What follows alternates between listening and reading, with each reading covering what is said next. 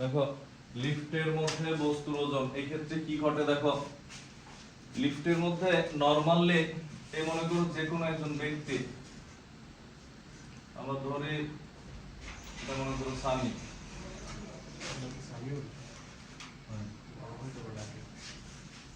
দেখো এর ভর হচ্ছে n, এর ভর যদি n হয় তাহলে এর নরমালি ওজন কত, W km g, এর নরমালি ওজন হচ্ছে এটা কোন এক ব্যক্তির। এর মনে করো আমরা লিফটের কাছাকাছি নিয়ে গেলাম, এই হচ্ছে লিফট, লিফটের মধ্যে উঠাই দিলাম। দেখো এখন লিফট উঠে মনে করো ভয় পেতেছে, দেখো আমরা এর লিফটের মধ্যে উঠে দেওয়ার পর এর ভর তো এমই আছে না, নিচ থেকে যদি উপরে যায় অভিকর্ষ ত্বরণের আমরা আপেক্ষিক পড়ছিলাম, একই দিকে গেলে আপেক্ষিক ত্বরণ কি হয় মাইনাস, আর বিপরীত দিকে গেলে কি হয় প্লাস। তো দেখো অভিকর্ষ ত্বরণ হচ্ছে জি নিচের দিকে, আর লিফটের ত্বরণ হচ্ছে এ, লিফট যেই ত্বরণে চলে। এখন যদি এরকম হয় দেখো লিফট ঊর্ধ্বমুখী হলে, লিফট যদি ঊর্ধ্বমুখী হয় তাহলে ত্বরণটা কি হবে দেখো a1, লিফটের ত্বরণের সাথে কি হবে, লিফট হচ্ছে অভিকর্ষ ত্বরণ জি নিচের দিকে, লিফটের ত্বরণ হচ্ছে উপরের দিকে, তখন এই দুইটা ত্বরণ কি বিপরীত দিকে আমরা কি বলছিলাম যোগ হবে বলছিলাম না, তখন কি হয়, তখন হচ্ছে দেখো a1 কি a প্লাস g বা g প্লাস a, তুমি যেটা লেখো g প্লাস a লিখলাম আমরা, তখন এই ক্ষেত্রে ওজন কি হবে w1 কি m ইনটু কি g প্লাস a, তখন ওজন হচ্ছে এটা। তো নরমালি যে ওজন পাই উপর উঠলে তার থেকে ওজন এমন কি আসবে বেশি আসবে, জি এর সাথে আরো একটা কিছু যোগ হইছে, তার মানে তখন লিফট ঊর্ধ্বমুখী হলে তখন কি হয়, ঊর্ধ্বমুখী হলে তখন হচ্ছে আমরা যখন উপরের দিকে উঠি তখন হচ্ছে ভারী মনে হয়, ভারী মনে হয়, বুঝছি কেন, কারণ ওজন কি হয় বৃদ্ধি পায়। আবার যদি এমন হয় দেখো লিফট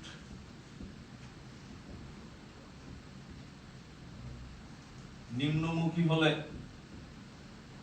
লিফট যদি নিম্নমুখী হয় তখন কি হয় দেখো এই সেম লিফট যদি এবার যদি লিফট যদি নিচের দিকে নামে, খেয়াল করবে a আর g একই দিকে না, তখন আপেক্ষিক ত্বরণটা কি হবে যে a2 কত হবে g মাইনাস a, বুঝছি মাইনাস কেন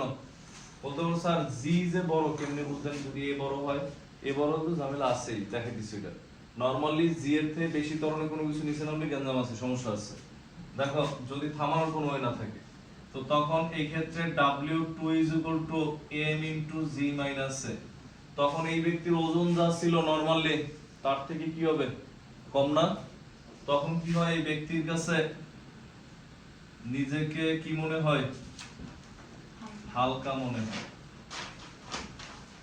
আরো হালকা মনে হয় কখন জানো, যদি লিফট ছিঁড়ে যায়, লিফট ছিঁড়ে গেলে কি হয় তখন ওই ব্যক্তি যে ত্বরণে পৃথিবী আকর্ষণ করে লিফটও একই ত্বরণে অভিকর্ষ ত্বরণে নামে, মানে হচ্ছে যদি এরকম হয় দেখো বিনা বাধায় যদি পড়ে, বিনা বাধায় অর্থাৎ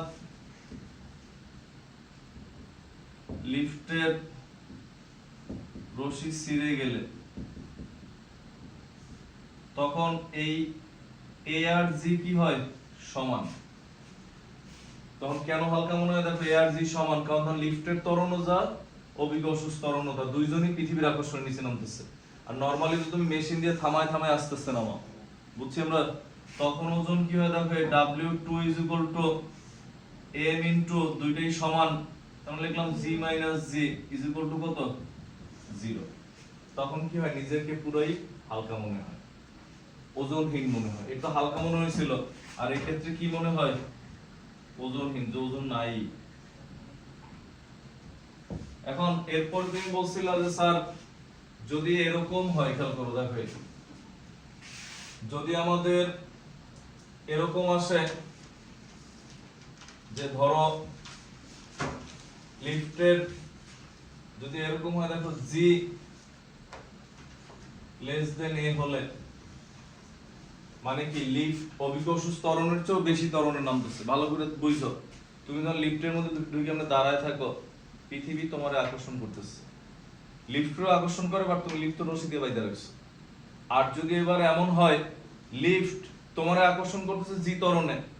আর লিফট হচ্ছে এর থেকে বেশি ত্বরণে নামতেছে, তুমি তো লিফটের সাথে বাধা না, তুমি কি বাধা, তুমি তো খোলা। এখন লিফট যদি বেশি ত্বরণে নামে তখন লিফট তো তোমার রেখে আগে চলে যাবে নিচে, তখন তোমার মাথা উপরে ঠেকে যাবে, পা ঝুলতে থাকবে নিচে, তখন মনে হবে কি ভৌতিক অবস্থা ভূতে ধরছে। বুঝছি আমরা? তখন কি হয় দেখো, এত হলে হচ্ছে লিফটে যে ছিল, ধরো সানি লিফটে ছিল, তো যাত্রী না কি বলে লিফট আরোহণকারী, তখন হচ্ছে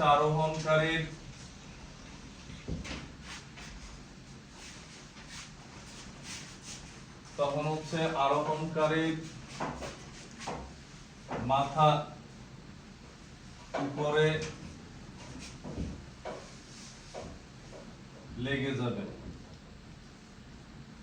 এবং পা নিচে ঝুলতে থাকবে।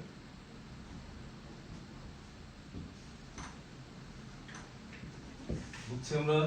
তখন তোমার ভৌতিক কাণ্ড মনে হতে পারে। তো এখানে আমরা সূত্র পাইছি হচ্ছে কোনটা জানো? এটা ম্যাথ করা হলো অবজেক্টিভের জন্য। দেখো পৃথিবীতে হচ্ছে এটা, পৃথিবী মানে হচ্ছে ভূপৃষ্ঠে, এটা হচ্ছে লিফট উপরের দিকে উঠলে, আর এটা হচ্ছে এটা না সরি, আর এটা হচ্ছে লিফট যদি নিম্নমুখী হয় নিচের দিকে নামে।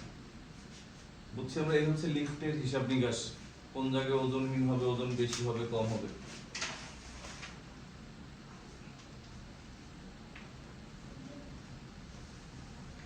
যেমন একটা অঙ্ক রাখো,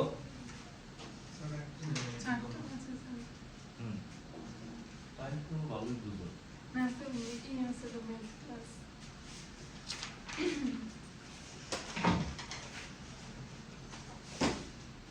তো ম্যাথ লেখো, একটি লিফট 3ms ইনভার্স 2 ত্বরণে নামার সময় লিফটটি যখন ভূমি হতে 13.6 মিটার উচ্চতায় ছিল, তখন লিফট থেকে একটি বল ফেলে দেওয়া হলো, লিফটটি কত সময় পর মাটিতে পড়বে?